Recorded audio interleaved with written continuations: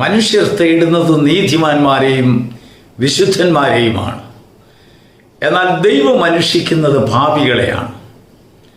മാനസാന്തരം കൊണ്ട് ആവശ്യമില്ലാത്ത 99 നീതിമാന്മാരെക്കാൾ മാനസാന്തരപ്പെട്ട് നിലവിളിച്ച് ദൈവസന്നിധിയിൽ അവൻ്റെ കുറവുകളെ ഓർത്ത് നിലവിളിക്കുന്ന ഒരു പാപിയെ ഓർത്ത് സ്വർഗം സന്തോഷിക്കുന്നു.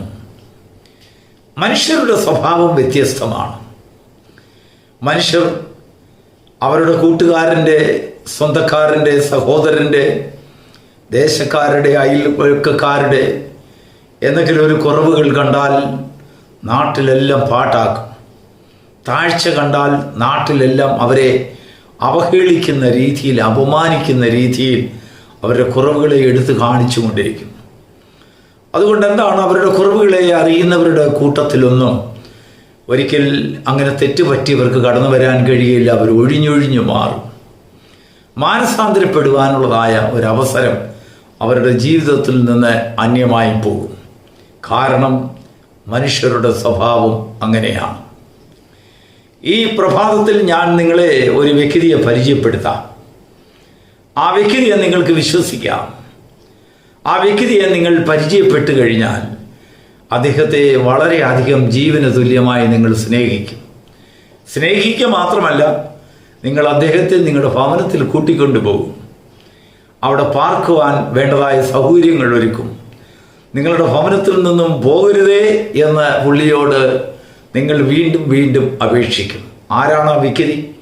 വിശ്വസിക്കാവുന്ന ഒരു വ്യക്തി, ആശ്രയിക്കാവുന്ന ഒരു വ്യക്തി, ഹൃദയം തുറന്ന് കാര്യങ്ങളൊക്കെ സംസാരിക്കാവുന്ന ഒരു വ്യക്തി. അത് മറ്റാരുമല്ല, കർത്താവായ യേശു ക്രിസ്തുവാണ്. ശമര്യക്കാരി സ്ത്രീ യേശുവിനെ ഒരിക്കൽ കണ്ടുമുട്ടുവാൻ ഇടയായ കാര്യം യോഹന്നാന്റെ സുവിശേഷം 4-ാം അധ്യായം നമുക്ക് വായിക്കുമ്പോൾ ശമര്യക്കാരി സ്ത്രീയും യേശുവും തമ്മിലുള്ളതായ കോൺവെർസേഷൻ, സംസാരം, സംഭാഷണം, ഇടപെടൽ നമുക്കവിടെ വ്യക്തമായി കാണുവാൻ കഴിയും. ആ സ്ത്രീയിൽ യേശു ക്രിസ്തു സ്ഥാപിച്ചതായ ദൈവിക കാഴ്ചപ്പാട്, അവളെക്കുറിച്ച് യേശു സംസാരിച്ചതായ വാക്കുകൾ അവളുടെ ജീവിതത്തിൽ വലിയൊരു രൂപാന്തരത്തെ കൊണ്ടുവന്നു, ചൈതന്യമുളവാക്കി. അതുവരെയും ദേശത്ത് അവൾ അപമാനിക്കപ്പെട്ടവളാണ്, നിന്ദിക്കപ്പെട്ടവളായിരുന്നു. നടന്നു പോകുന്നിടത്തെല്ലാം മറ്റുള്ളവർ അവളെ പരിഹസിക്കും. മോശമായ ജീവിതം മാത്രം അവളുടെ കൈമുതലായിരുന്നു. എങ്ങനെ അതിൽ നിന്ന് രക്ഷപ്പെടും? അതിനെ മറയ്ക്കുന്നവരാരുമില്ല. എവിടെ പോയിരുന്നാലും വിളിച്ചു പറയുന്നവരാണ്. എന്നാൽ വിളിച്ചു പറയാത്ത ഒരാൾ വന്നു, യേശു ക്രിസ്തു. ക്രിസ്തു അവളെ സന്ദർശിച്ചപ്പോൾ അവളുടെ കുറ്റങ്ങൾ എല്ലാം കർത്താവ് അവളോട് അങ്ങ് പറഞ്ഞു. അവൾ സന്തോഷം ഹേതുവാൽ ഇതെനിക്ക് മാത്രമുള്ള ഒരു സന്തോഷമാകരുത്, എൻ്റെ ദേശത്തും എൻ്റെ ഭവനത്തിലും എൻ്റെ ചാർച്ചക്കാരുടെ ഇടയിലും ഇങ്ങനെ മനോവ്യഥം അനുഭവിക്കുന്നതായ അനേക സഹോദരങ്ങൾ ഞങ്ങളുടെ നാട്ടിലൊക്കെ ഉണ്ട്. അവരും ഈ സന്തോഷത്തെ അനുഭവിക്കണമെന്ന് വിചാരിച്ചുകൊണ്ട് അവൾ അവളുടെ നാട്ടിലേക്ക് ഓടുന്ന ഒരു കാഴ്ച നമുക്ക് കാണുവാൻ കഴിയും. ഇന്നത്തെ നമ്മുടെ ചിന്തയ്ക്കായി തിരുവചനത്തിൽ നിന്നും യോഹന്നാന്റെ സുവിശേഷം 4-ാം അധ്യായത്തിൻ്റെ 29-ാം വാക്യം, ഞാൻ ചെയ്തതൊക്കെയും എന്നോട് പറഞ്ഞ ഒരു മനുഷ്യനെ വന്നു കാണുമീൻ, അവൻ പക്ഷേ ക്രിസ്തുവായിരിക്കുമോ എന്ന് പറഞ്ഞു. ശമര്യക്കാരി സ്ത്രീ പറയുന്നതായ വാക്കാണ്. അവൾ പറയുന്നു, ഞാൻ ചെയ്തതൊക്കെയും എന്നോട് പറഞ്ഞു, മറ്റാരോടും പറയാതെ, ദേശത്ത് അതൊരു പാട്ടാക്കാതെ. ദേശക്കാർക്കെല്ലാം എന്നെക്കുറിച്ചൊരു തെറ്റിദ്ധാരണയുണ്ടെങ്കിലും അനേക കാര്യങ്ങൾ രഹസ്യമായി എൻ്റെ ജീവിതത്തിൽ ഞാൻ സൂക്ഷിച്ചിരുന്ന കാര്യങ്ങളുണ്ട്. മറ്റാരോടും തുറന്നു പറയാൻ കഴിയാത്ത അനേക മനപ്രയാസങ്ങൾ എനിക്കുണ്ട്. അനേക ഇടങ്ങളിൽ ഞാൻ അപമാനിക്കപ്പെട്ടതായ ചരിത്രം എനിക്കുണ്ട്. അതെല്ലാം ഒന്നൊന്നായി എന്നോട് മാത്രം സംസാരിച്ച ഒരു വ്യക്തി, അവൻ ഒരു പക്ഷെങ്കിൽ ക്രിസ്തു ആയിരിക്കുമോ? കാരണം അവളുടെ അറിവിൻ പ്രകാരം അങ്ങനെ ഒരു വ്യക്തി ഉണ്ടെങ്കിൽ അത് ക്രിസ്തു മാത്രമാണ്. ക്രിസ്തുവിന് മാത്രം സ്വന്തമായിട്ടുള്ളതായ ഒരു സ്വഭാവമാണ് നിന്നെ മറ്റുള്ളവരുടെ മുൻപിൽ അപമാനിക്കാതിരിക്കുക. നിന്റെ ജീവിതത്തിലെ സകല കാര്യങ്ങളും ദൈവത്തിനറിയാം, കർത്താവിനറിയാം. പക്ഷെങ്കിൽ കർത്താവ് മറ്റുള്ളവരുടെ മുൻപിൽ വെച്ച് നിന്റെ മാനക്കേടുകളെ, തോൽവിയെ എടുത്തു കാണിച്ചുകൊണ്ട് നിന്നെ അപമാനിക്കുകയില്ല. ദൈവത്തിന് സ്തോത്രം. അതാണ് ക്രിസ്തു. ക്രിസ്തുവിൻ്റെ സ്വഭാവം അതായതുകൊണ്ടാണ് അനേക ദശലക്ഷങ്ങൾ, കോടാകോടി ജനങ്ങൾ ആ ക്രിസ്തുവിന് വേണ്ടി ജീവൻ കൊടുക്കുവാൻ തയ്യാറായി നിൽക്കുന്നത്. അവരെ സ്നേഹിച്ചവൻ, അവരുടെ പാപത്തിൽ നിന്ന് അവരെ വീണ്ടെടുത്തവൻ, അവർ ചെയ്ത കുറവുകളെ അവരോട് മാത്രം പറഞ്ഞ് അവരെ വ്യക്തിഗതമായി മനസ്സിലാക്കിക്കൊണ്ട് അവരെ സ്നേഹിച്ചവൻ. Praise the Lord. ഒരിക്കൽ ധനവാനായ ഒരു മനുഷ്യൻ കർത്താവിൻ്റെ അടുത്ത് വന്നിട്ട് അവനോട് പറഞ്ഞു, ഗുരു, എനിക്ക് നിത്യജീവൻ പ്രാപിക്കണം. കർത്താവ് അവനോട് പറയുന്നതായ സംഭാഷണം, ന്യായപ്രമാണത്തിൽ എന്തെഴുതിയിരിക്കുന്നു നിനക്കറിയില്ലേ? കൊല ചെയ്യരുത്, മോഷ്ടിക്കരുത്, കള്ളസാക്ഷ്യം പറയരുത്, വ്യഭിചാരം ചെയ്യരുത്, മറ്റുള്ളവരെ ചതിക്കരുത്, കള്ളം പറയരുത്. ഇങ്ങനെ പല പല കാര്യങ്ങൾ പ്രമാണത്തിൽ എഴുതിയിരിക്കുന്ന കാര്യങ്ങളൊക്കെ കർത്താവ് പറഞ്ഞു. അവൻ യേശുവിനോട് മറുപടി പറഞ്ഞത്, ഗുരു, ഇതെല്ലാം ഞാൻ ചെറുപ്പം മുതൽ ചെയ്തു വരുന്നു. അപ്പോൾ കർത്താവിന് അവനോട് വലിയൊരു സന്തോഷമുണ്ടായി. തിരുവചനത്തിൽ രേഖപ്പെടുത്തിയിരിക്കുന്നത്, അത് കേട്ടപ്പോൾ യേശു അവനെ നോക്കി അവനെ സ്നേഹിച്ചു. ആ സ്നേഹിച്ചതിന് ശേഷം കർത്താവ് പറയുകയാണ്, നിനക്കൊരു കുറവുണ്ട്. കർത്താവ് മനുഷ്യനെ സ്നേഹിക്കുമ്പോൾ അവൻ്റെ കുറവുകളെ കർത്താവ് കണ്ടെത്തുന്നു. എന്നിട്ട് മറ്റുള്ളവരുടെ മുമ്പിൽ അത് പരസ്യമാക്കാതെ അവനെ വിളിച്ച് അവനോട് പറയുന്നു, മകനെ, സഹോദര, ഞാൻ നിന്നെ സ്നേഹിക്കുന്നു. പക്ഷെങ്കിൽ നിന്നിൽ ഒരു കുറവ് വശമുണ്ട്. അത് മറ്റുള്ളവരുടെ മുമ്പിൽ ഞാൻ പറയുന്നില്ല. നിനക്കുള്ളതെല്ലാം നീ വിറ്റിട്ട് നിന്റെ ഹൃദയത്തെ എന്നിൽ നിന്ന് വശീകരിക്കുന്നതായ ഒരു കാര്യമുണ്ട്, നിന്റെ സമ്പത്ത്. അതെല്ലാം നീ തള്ളിക്കളഞ്ഞതിന് ശേഷം എന്നെ അനുഗമിക്കുക എന്ന് പറഞ്ഞപ്പോൾ വളരെ സമ്പത്തുള്ളവനാകൊണ്ട് അവൻ കർത്താവിനെ വിട്ടു ഓടിപ്പോയി എന്ന് പറയും. ചുരുക്കത്തിൽ ദൈവം മനുഷ്യനെ സ്നേഹിക്കുമ്പോൾ അവനിൽ കുറവുകൾ കണ്ടെത്തുന്നു. എന്നാൽ നമ്മൾ ഒരു മനുഷ്യനെ സ്നേഹിക്കുമ്പോഴോ അവരിൽ എന്ത് തെറ്റുണ്ടെങ്കിലും മറച്ചു പോകും. മറ്റുള്ളവരോട് പറയത്തില്ല, അവനോടും പറയത്തില്ല. അവനെ പൊക്കി പറഞ്ഞുകൊണ്ടിരിക്കും. എന്നാൽ ഉള്ളിൽ അറിയാം ഇവൻ ദോഷം ചെയ്യുന്നവനാണെന്നറിയാം. അങ്ങനെ രണ്ട് സ്വഭാവം, ഇരട്ടത്താപ്പ് സ്വഭാവം നമ്മളിലുണ്ടാകും. എന്നാൽ കർത്താവിൽ ഒറ്റ സ്വഭാവം മാത്രമേ ഉള്ളൂ. നമ്മുടെ കുറവുകളെ കണ്ടാൽ നമ്മോട് വന്ന് കർത്താവ് പറയും, മകനെ, ഇന്ന കുറവ് നിനക്കുണ്ട്.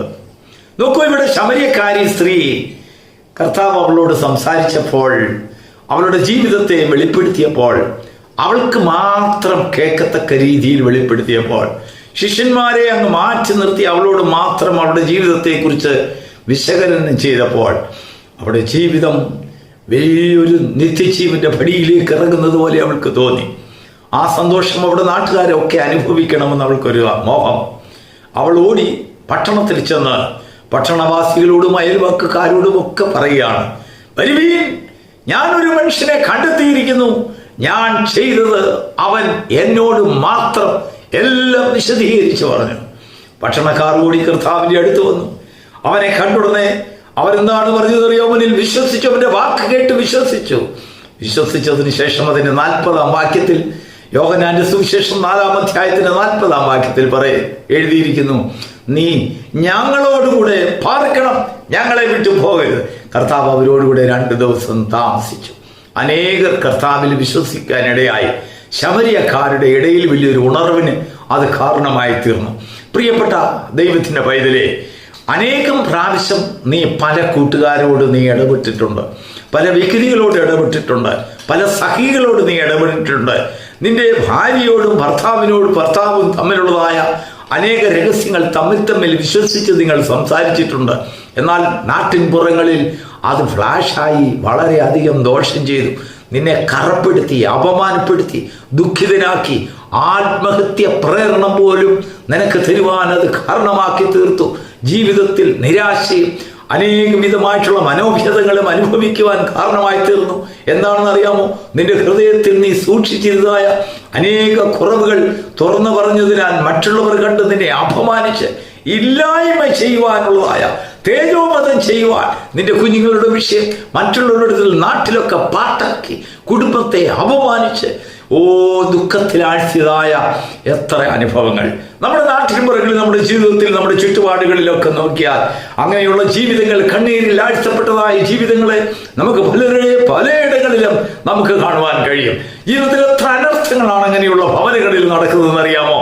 എത്രയോ കുടുംബങ്ങളാണ് തല്ലി ചിത്തിരപ്പെട്ടു പോയതെന്ന് അറിയാമോ? എത്ര കുഞ്ഞുങ്ങളാണ് അനാഥരായി പോയതെന്ന് അറിയാമോ? കാരണം എന്തെന്നറിയാമോ? പരസ്യമാക്കപ്പെട്ടതായ രഹസ്യങ്ങൾ. യെസ്. എന്നാൽ നിങ്ങൾ ഈ പ്രഭാതത്തിൽ ക്രിസ്തുവിനെ പരിചയപ്പെടുമെങ്കിൽ, കർത്താവായ യേശു ക്രിസ്തുവിനെ നിങ്ങളൊന്ന് പരിചയപ്പെട്ടു നോക്കൂ. ആ ക്രിസ്തുവിനൊരു സ്വഭാവം, നിന്റെ ജീവിതത്തിലുള്ളതായ കുറവുകൾ നിന്നോട് പറഞ്ഞതിന് ശേഷം അതിൽ നിന്ന് രക്ഷപ്പെട്ട് ജീവിക്കുവാനുള്ളതായ ഒരാത്മബലം നിനക്ക് തരുന്നു. ഒരു മനുഷ്യനും അറിയാതെ, ഒരു മനുഷ്യന് ചിന്തിക്കാൻ പോലും കഴിയാത്ത രീതിയിൽ നിന്നെ ഒരു പുതിയ മനുഷ്യനായി മാറ്റുവാൻ കർത്താവ് സഹായിക്കുന്നു. ഇന്നലെ വരെയും കഴിഞ്ഞ നിമിഷം വരെയും അപമാനിതനായി ജീവിച്ചതായ ഒരു സ്ത്രീക്ക് ഇതാ ഒരു വ്യത്യാസം. അവൾ നാട്ടിൻപുറങ്ങളിൽ ഇറങ്ങി പ്രസംഗിക്കുകയാണ്.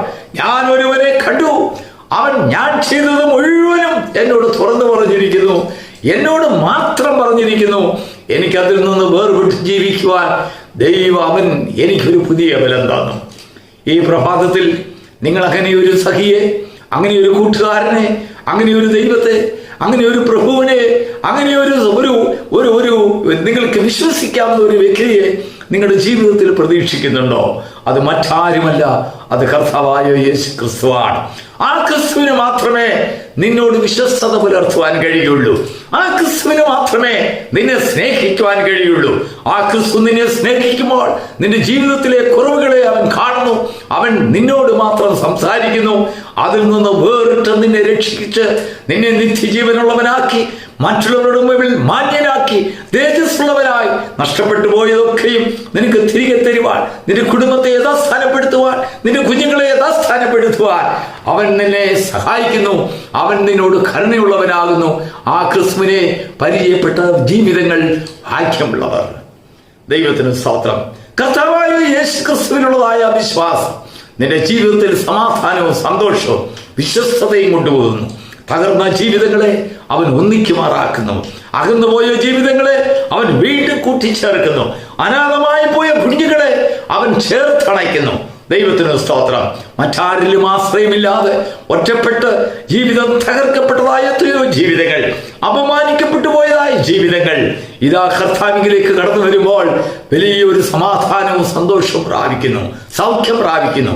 യേശുവിനെ പരിചയപ്പെടുത്തുന്നത് ജീവിതത്തിൽ വലിയ ഭാഗ്യമാണ്. ഈ യേശുവിനെ പരിചയപ്പെടുമ്പോൾ ഈ യേശുവിനെ നിങ്ങൾ ഭവനത്തിലേക്ക് ക്ഷണിക്കും.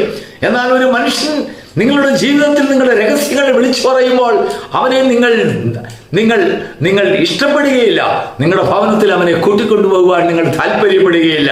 എന്നാൽ ക്രിസ്തുവിന്റെ സ്വഭാവം, ക്രിസ്തുവിന്റെ സ്നേഹം, ക്രിസ്തുവിന്റെ വിശ്വസ്തത നിങ്ങൾ മനസ്സിലാക്കുമ്പോൾ അവനോട് നിങ്ങളുടെ നാവ് തുറന്ന് പറയും, ഞങ്ങളെ വിട്ടുപോകരുത്, ഞങ്ങളുടെ ഭവനത്തിൽ നീ ഇന്ന് പാർക്കണം എന്ന് പറയും. നിങ്ങളുടെ ഭവനത്തിൽ പാർപ്പിക്കുവാൻ, വിശ്വസ്തയോടെ സ്നേഹത്തോടെ നിങ്ങൾക്ക് പരിചരിക്കുവാൻ തക്കതായ ഒരു സഖിയായ കർത്താവിനെ, അവന്റെ സമാധാനത്തിലേക്ക് കടന്നു വരുവാൻ ഈ പ്രഭാതം നിന്നെ സഹായിക്കട്ടെ.